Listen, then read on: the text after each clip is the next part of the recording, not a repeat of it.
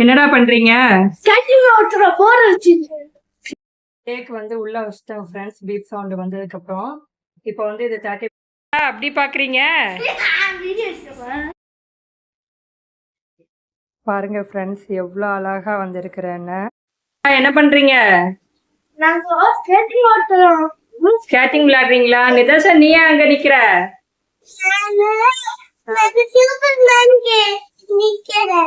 அப்படியா? என்ன வேணும் ஈவினிங் ஸ்நாக்ஸ் ரெண்டு பேர்த்துக்கும்?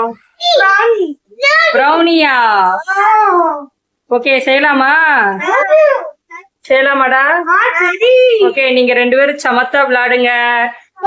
நான் போய் ப்ரௌனி கேக் செய்யறேன். ஓகே ஃப்ரெண்ட்ஸ், ப்ரௌனி செய்யறதுக்கு வந்து டபுள் பாயிலிங் மெத்தட்ல தான் வந்து ஃபர்ஸ்ட் நம்ம சாக்லேட் பட்டரை வந்து மெல்ட் பண்ண போறோம். ரெண்டையுமே வந்து கேக் செய்யறதுக்கு முன்னா வந்து நம்ம வந்து வெளியே எடுத்து வச்சிடணும். ரூம் டெம்பரேச்சர்ல இருக்கணும். இந்த மாதிரி பாத்திரத்துல வந்து சுடுதண்ணி நல்லா ஒரு கொதி வந்தது இறக்கிடுங்க.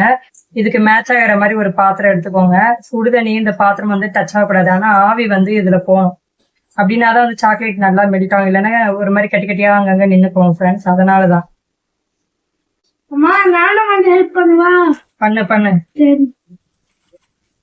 நாங்க வந்து என்ன சாக்லேட் எடுத்தோம்னா அமுல் டார்க் சாக்லேட் தான் எடுத்தோம். சாக்லேட் கவரை தான் குறிச்சிட்டு இருக்கிறான் ஃப்ரெண்ட்ஸ். இந்த மாதிரி சின்ன சின்ன ஹெல்ப் வந்து அவன் பண்ணுவான் ஃப்ரெண்ட்ஸ். இப்போ பட்டரோட சேர்த்து சாக்லேட்டும் வந்து மெல்ட் பண்ணியாச்சு ஃப்ரெண்ட்ஸ். இது வந்து நாட்டு சக்கரை ஃப்ரெண்ட்ஸ். இது வந்து 75 கிராம் எடுத்திருக்கிறேன். பொடி பண்ணி வச்சிருக்கிறேன். இது வந்து என்கிட்ட இருக்கிற நாட்டு சக்கரை வந்து ரொம்ப பெரிய நாட்டு சக்கரையாக இருந்துச்சு. அதனால தான் இப்படி பண்ணி வச்சுருக்கிறேன். 2 டைப் ஆஃப் நாட்டு சக்கரை வந்து இருக்குது. ஒன்று வந்து ரொம்ப பொடியாக இருக்கும். அப்படி இருந்தால் நீங்கள் அப்படியே கேக்கில் சேர்த்துக்கோங்க. ரொம்ப பெருசாக இருந்துச்சுன்னா பனங்கற்கண்டு மாதிரி இருந்ததுன்னா நீங்கள் பவுடர் பண்ணிக்கோங்க. நான் வந்து பவுடர் பண்ணி 75 கிராம் எடுத்திருக்கிறேன். அதே மாதிரி வந்து ஒயிட் சுகர் வந்து நான் பவுடர் பண்ணிக்கல. இது வந்து 75 கிராம் எடுத்துருக்கிறேன் ஃப்ரெண்ட்ஸ். இப்போ இது ரெண்டையுமே இந்த பவுலில் சேர்த்துக்கலாம். வா நீ போடுவா. என் பையன் வந்து கூட செய்கிறான் ஃப்ரெண்ட்ஸ். அவனுக்கு ஆசை. பட்டியாமா? ஓகே சரி, நீங்கள் கொஞ்சம் அமைதியாக இருங்க. இப்போ வந்து 2 முட்டையை நம்ம சேர்த்துக்கலாம் ஃப்ரெண்ட்ஸ் ப்ரௌனிக்கு.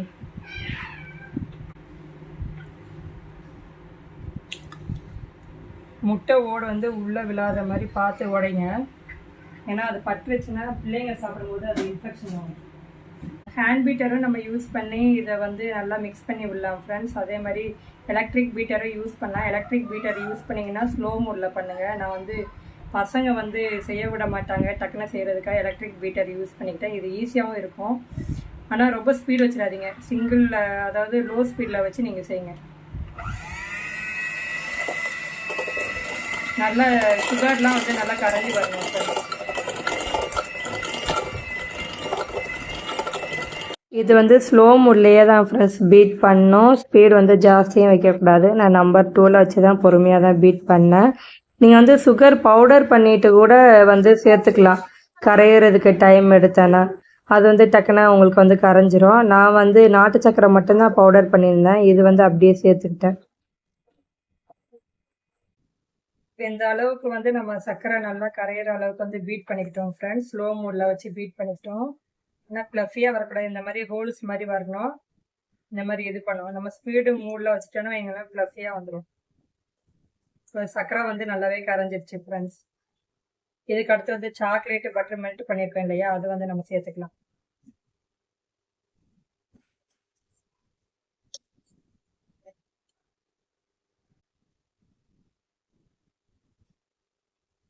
இது இருக்கு ஃப்ரெண்ட்ஸ். ஊற்றாம்பது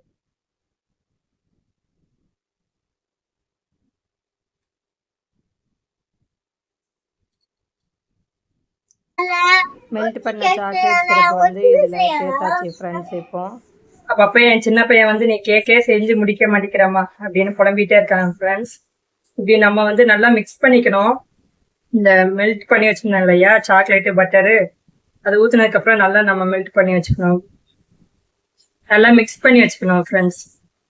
கிளற நம்மளுக்கு கட்டியாக தான் தெரியும். கை விடாது நல்லா ஆனால் மிக்ஸ் பண்ணுங்க.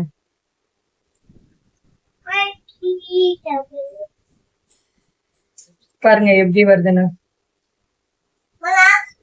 பப்பை எடுத்து விட்டுக்கோங்க. ஏன்னா ஈவனா மிக்ஸ் பண்ணாதான் கரெக்டா இருக்கும். பேட்டரை நல்லா மிக்ஸ் பண்ணி விடும்போது கொஞ்சம் ரொம்பவே டைட்டாக ஆச்சுன்னா நீங்கள் பால் வந்து காய்ச்சி ஆற வச்சுருப்பீங்க இல்லையா, அந்த பால் வந்து கொஞ்சம் கொஞ்சமாக சேர்த்துக்கலாம். பதத்தை பார்த்து ஊற்றுங்க, ஒரே அடியை ஊற்ற வேணாம். இப்போ வந்து ப்ரிப்பேர் ஆயிடுச்சு பேட்ரு எனக்கு. எப்படி ரிப்பன் டைப்பில் வந்து விழுகும் பாருங்க.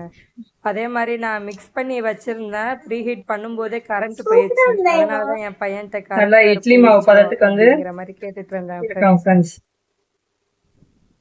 பார்த்தாலே தெரியும் நினைக்கிறேன்.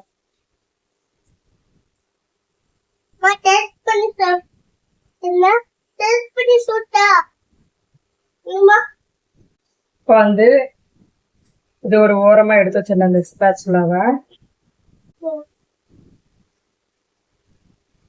இப்போ வந்து இது வந்து 90 கிராம் ஃப்ரெண்ட்ஸ், 90 கிராம் இது மைதா வந்து 3/4 கப்பு எடுத்திருக்கிறேன்.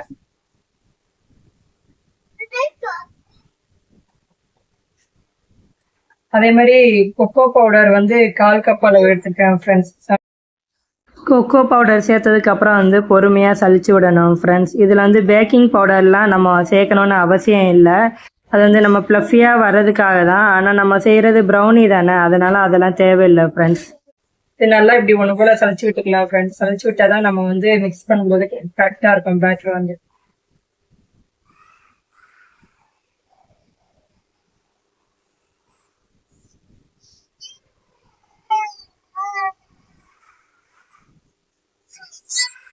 பாருங்க எவ்வளோ நல்லா சலிச்சாச்சுன்னா, அதில் குருணையாக லைட்டாக இருந்துச்சு, அதை மட்டும் நம்ம விரலால் ப்ரெஸ் பண்ணி விட்டோன்னா அதுவும் முடிஞ்சிடும். இதுக்கப்புறம் நம்ம கீழேருந்து மேலே வரைக்கும் லைட்டாக வந்து எடுத்து விடணும், ஒன்று போல் மிக்ஸ் பண்ணுறதுக்கு. பேட்டரும் சாக்லேட்டும் கரெக்டான பதத்துக்கு மிக்ஸ் ஆகணும் ஃப்ரெண்ட்ஸ். அதே மாதிரி இப்படி பொறுமையாக தான் கீழேருந்து மேலே எடுத்து விடணும் ஃப்ரெண்ட்ஸ். அப்படி தான் நம்மளுக்கு வந்து ஒன்று போல் மிக்ஸ் ஆகும், இல்லைன்னா கட்டியாக ஆயிரும். நீங்கள் கிளாக் வைஸே பண்ணுங்கள் ஃப்ரெண்ட்ஸ், கரெக்டாக வந்துடும் உங்களுக்கு வந்து ரெசிபி. இப்போ பாருங்கள் எவ்வளோ சூப்பராக ஓரளவுக்கு நல்லாவே மிக்ஸ் ஆகி வந்துருச்சுண்ணா நம்மளுக்கு. பேட்டர் ரெடி ஆனதுக்கப்புறம் இப்போ வெனிலா எசன்ஸ் வந்து சேர்த்துக்கலாம் ஃப்ரெண்ட்ஸ். ஃபஸ்ட்டு ஒரு ஸ்பூன் ஊற்றினேன் இல்லையா ஃப்ரெண்ட்ஸ், அப்புறம் இன்னொரு ஸ்பூன் ஊற்றிக்கிங்க. ஏன்னா நான் சின்ன ஸ்பூன் அளவுக்கு தான் எடுத்துக்கேன், நீங்கள் பெரிய ஸ்பூன் எடுத்தீங்கன்னா ஒரு ஸ்பூன் போதும். இப்போ இது ஒரு நல்லா வந்து மிக்ஸ் பண்ணிடுங்க.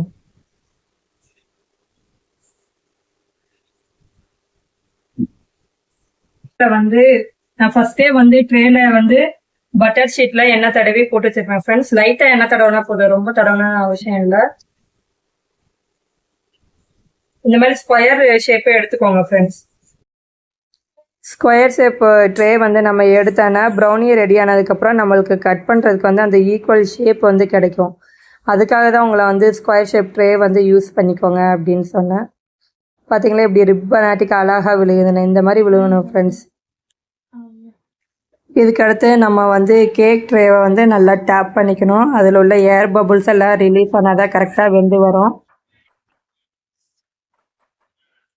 இந்த மாதிரி டூத் பிக்கை வச்சு நல்லா வந்து அந்த சைடு இந்த சைடு ஒன்று போல ஈவன் பண்ணிவிடுங்க ஃப்ரெண்ட்ஸ். இல்லைன்னா ஒன்று போல வராது நம்மளுக்கு.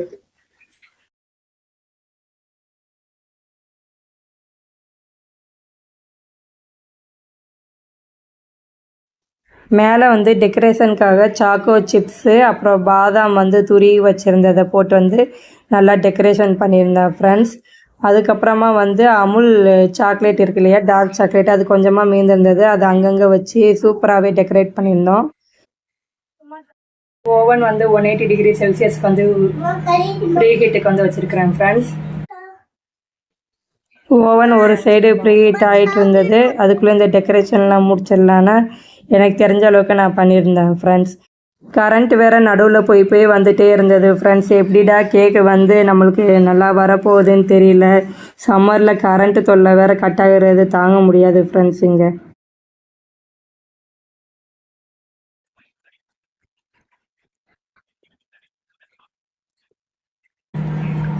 நம்ம வந்து இப்படி தான் டெக்கரேட் பண்ணி வச்சுருக்குறோம். பார்ப்போம் எப்படி வருதுன்னு ப்ரௌனி. கேக் வந்து உள்ளே வச்சுட்டோம் ஃப்ரெண்ட்ஸ், பீப் சவுண்டு வந்ததுக்கப்புறம். இப்போ வந்து இது 30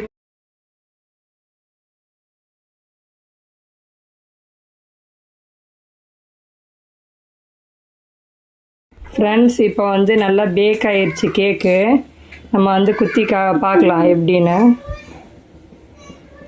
இங்கே பாருங்கள், இதில் வந்து உங்களுக்கு தெரியுதான்னு தெரியல, இதில் ஒட்டாமல் தான் வந்திருக்குது ஃப்ரெண்ட்ஸ். இப்படி ஒட்டாமல் வந்திருந்தேன்னா பேக் ஆகிருக்குன்னு அர்த்தம். இங்கே பாருங்கள், இன்னொரு டைம் உங்களுக்காக காமிக்கிறேன். ஒட்டவே இல்லை, அப்போ பேக் ஆயிடுச்சு. ஒட்டவே இல்லை ஃப்ரெண்ட்ஸ். பார்க்குற கேக்க என்னடா அப்படி பார்க்குறீங்க? ஸ்மெல்லே இழுக்குதா உங்கள? சரி இருங்க, கட் பண்ணி பார்க்கலாம் எப்படி வந்திருக்குண்ணே. தள்ளுங்க. ஆமாம் வாங்க, ப்ரௌனி கட் பண்ணலாமா?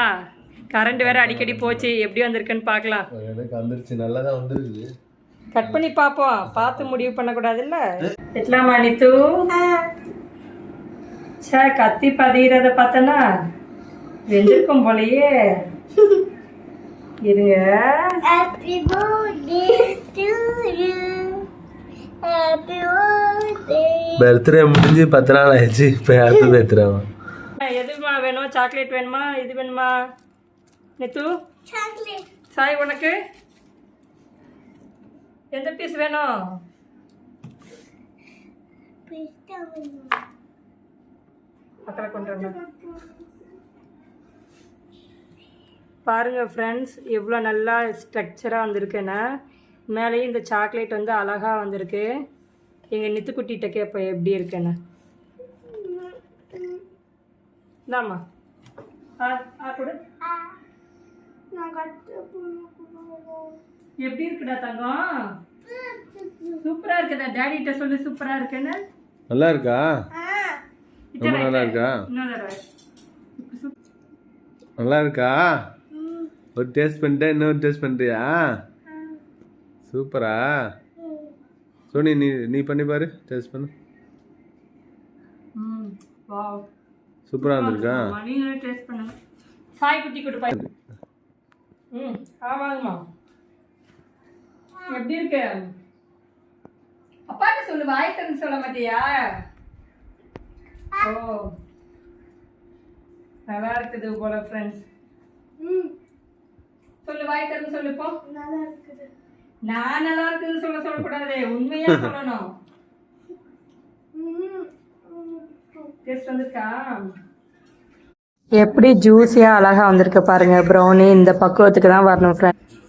பாருங்கள் ஃப்ரெண்ட்ஸ், சாக்கோ சிப்ஸ் போட்டு அதுக்கு நடுவில் டார்க் சாக்லேட் வச்சுருந்தேன். அதுவும் சூப்பராக வந்துருந்தது. அந்த ப்ரௌனியும் கீழே வந்து நம்மளோட பாதாம் முந்திரிலாம் அது கட் பண்ணி போட்டிருந்தேன். அந்த ஃப்ளேவரும் சூப்பராக இருந்துச்சு ஃப்ரெண்ட்ஸ். இடையில கரண்ட் வேறு நிறைய போய் நல்லா டிஸ்டர்ப் பண்ணிச்சு. எப்படி கேக் வருமோ அப்படின்னு பயந்துகிட்டே இருந்தேன்.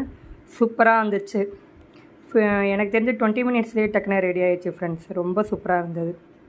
பசங்களும் சாப்பிட்டு ஹாப்பியாக என்ஜாய் பண்ணாங்க. அவங்களுக்கு பிடிச்சிருந்தது ஃப்ரெண்ட்ஸ்.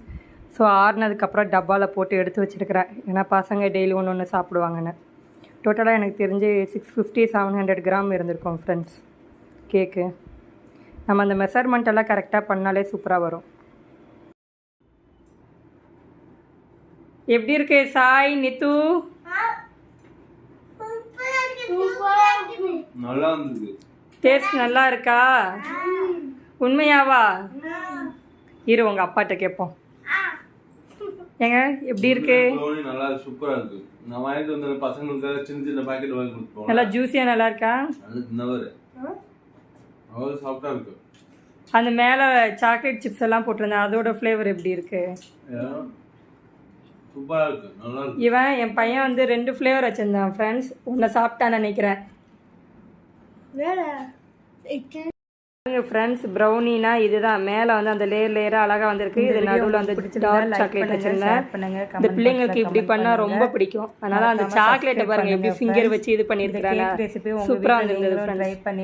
பிடிச்சிருக்குதா உனக்கு? சரி சாப்பிடு.